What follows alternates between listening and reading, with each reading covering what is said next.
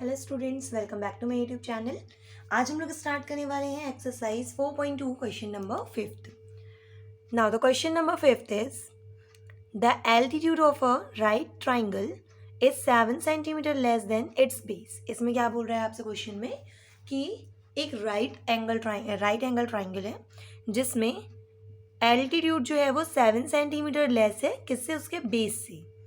If the hypotenuse is 13 centimetre find the other two sides. तो आपको अगर बोल रहा है कि यदि हाइपोटेन्यूज जो है वो 13 सेंटीमीटर हो तो बाकी की दो साइड्स आपको फाइंड करनी है। ओके, तो चलिए स्टार्ट करते हैं इसका सॉल्यूशन। तो देखिए, सबसे फर्स्ट तो हमें गिवन दिया हुआ है। गिवन में आपको क्या दिया हुआ है? हाइपोटेन्यूज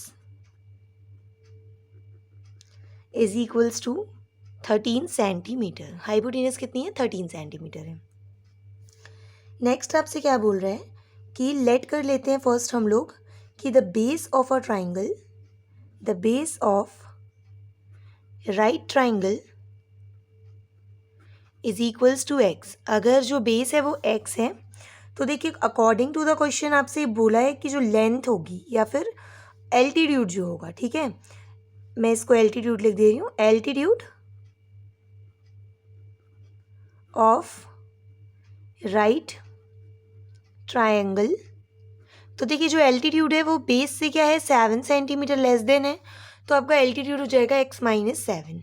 ओके, जैसे कि मान लीजिए यहाँ पे एक ट्राइंगल ड्रॉ कर लेते हैं। ये एल्टीट्यूड है, ये हमारी हाइपोटेन्यूज है और ये हमारा बेस है। तो बेस अगर हमने x लेट कर लिया तो इसका एल्टीट्यूड हमारा x-7 है एंड हाइपोटेन्यूज हमें 13 दी हुई है। ठीक है, इस तरह से हमें ट्राइंगल की 3 साइड्स पता है। तो सॉल्व करेंगे तो वी नो दैट, हम यहाँ पे क्या यूज़ करेंगे? We know that in a right angle triangle, in a right angle triangle by using Pythagoras property. तो हम यहाँ पे क्या कर रहे हैं? पाइथागोरस प्रॉपर्टी यूज़ कर रहे हैं।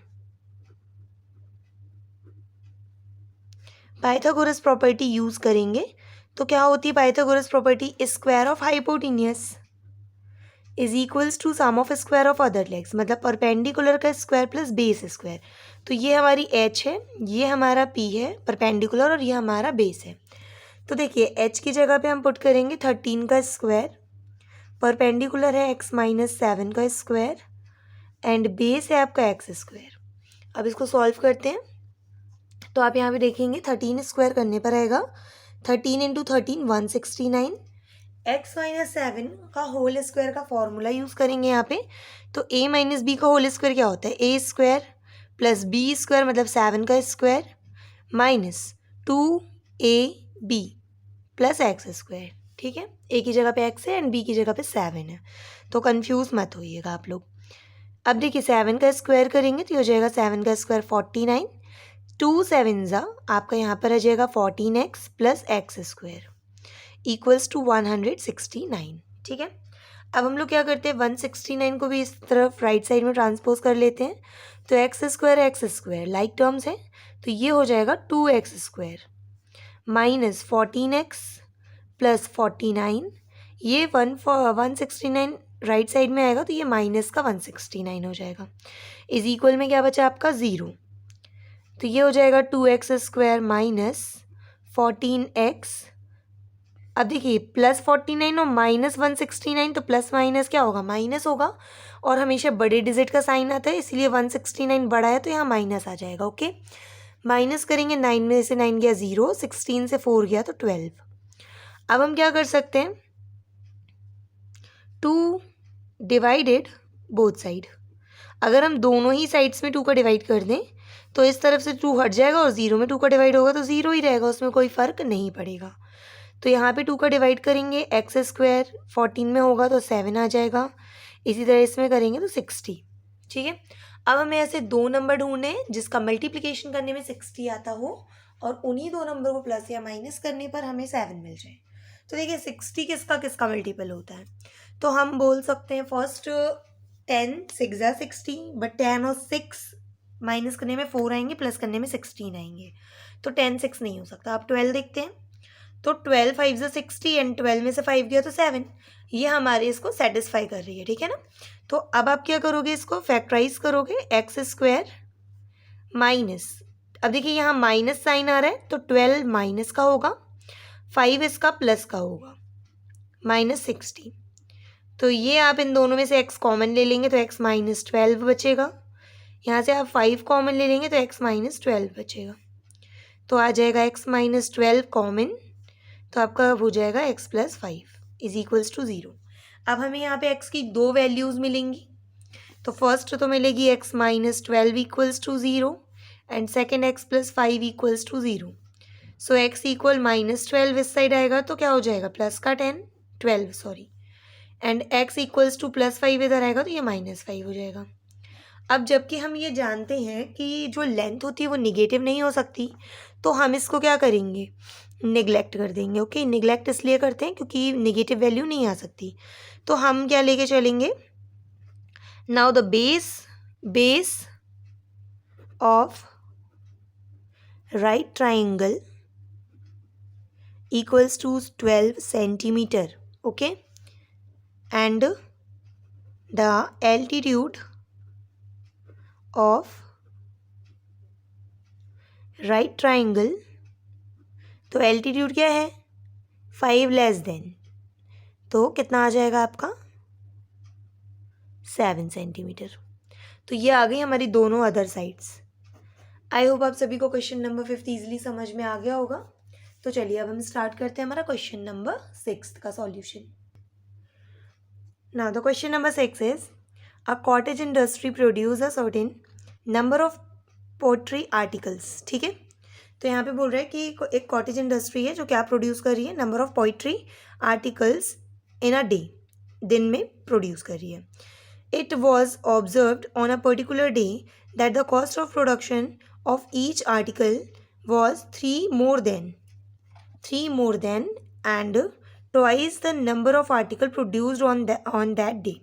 तो यहाँ पे बोल रहा है कि जितने भी नंबर ऑफ आर्टिकल्स क्या होते हैं एक दिन में प्रोड्यूस किए जाते हैं, उनका जो कॉस्ट आता है वो नंबर ऑफ आर्टिकल का ट्वाइस है। मतलब मान लीजिए आपने 10 आर्टिकल एक दिन में बनाए, तो 10 आर्टिकल बनाए तो 10 का डबल क्या हो गया 20, एंड 3 more than मतलब +3 हो जाता है, मतलब 23 लगता है एक आर्टिकल का कॉस्ट।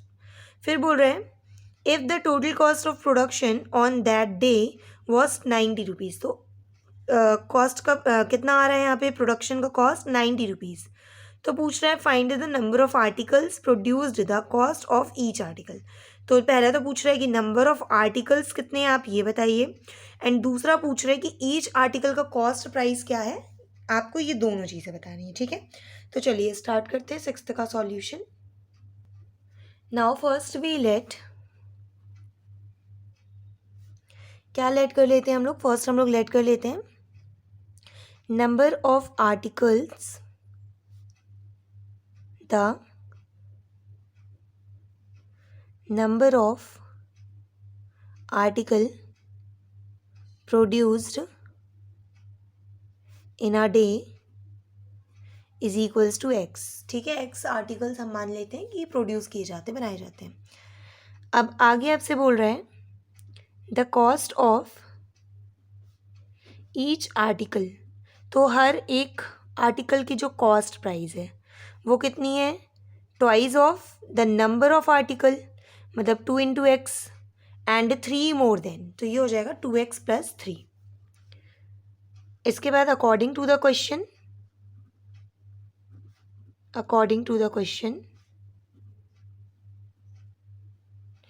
तो आपसे बोल रहा है कि जो प्रोडक्शन हुआ वो कितने रुपीज़ का हुआ, 90 रुपीज़ का।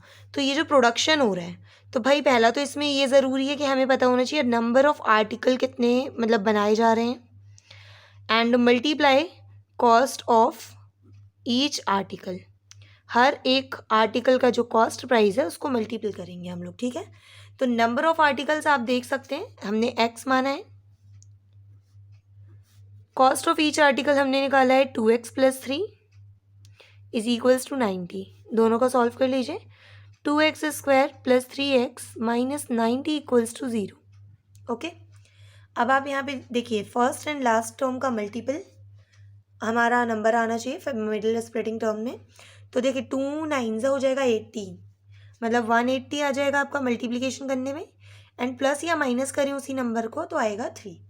तो देखिए एक ऐसा नंबर है हमारा 15 एंड 12।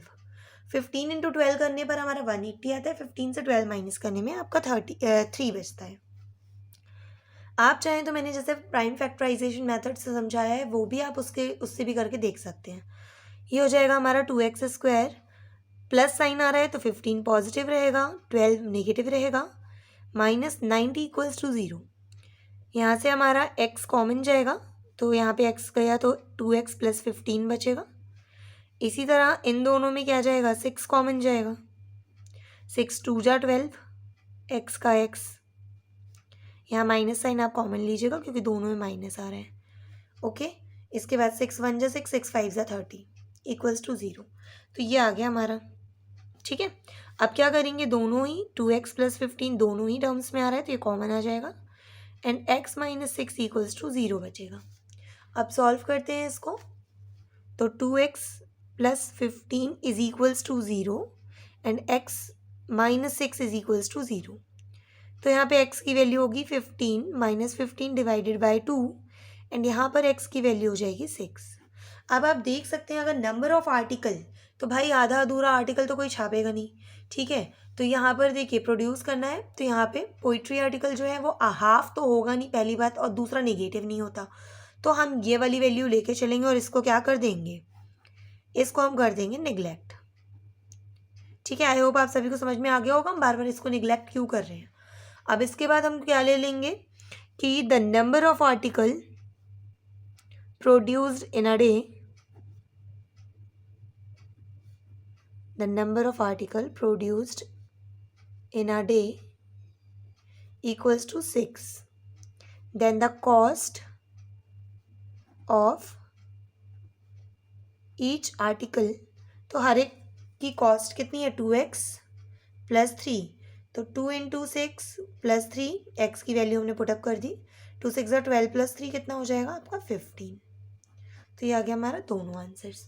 आई होप आप सभी को समझ में आ गया होगा कि हमें किस तरह से इसको सॉल्व करना है। अगर आपको वीडियो पसंद आया तो प्लीज़ मेरे वीडियो को ज़्यादा से ज़्यादा लाइक करें, अपने ज़्यादा से ज़्यादा दोस्तों के साथ शेयर करें, और अगर आप मेरे चैनल पे न्यू हैं तो प्लीज़ चैनल को सब्सक्राइब करना ना भूलें।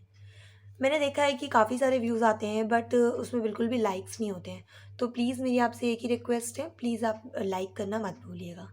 Thank you.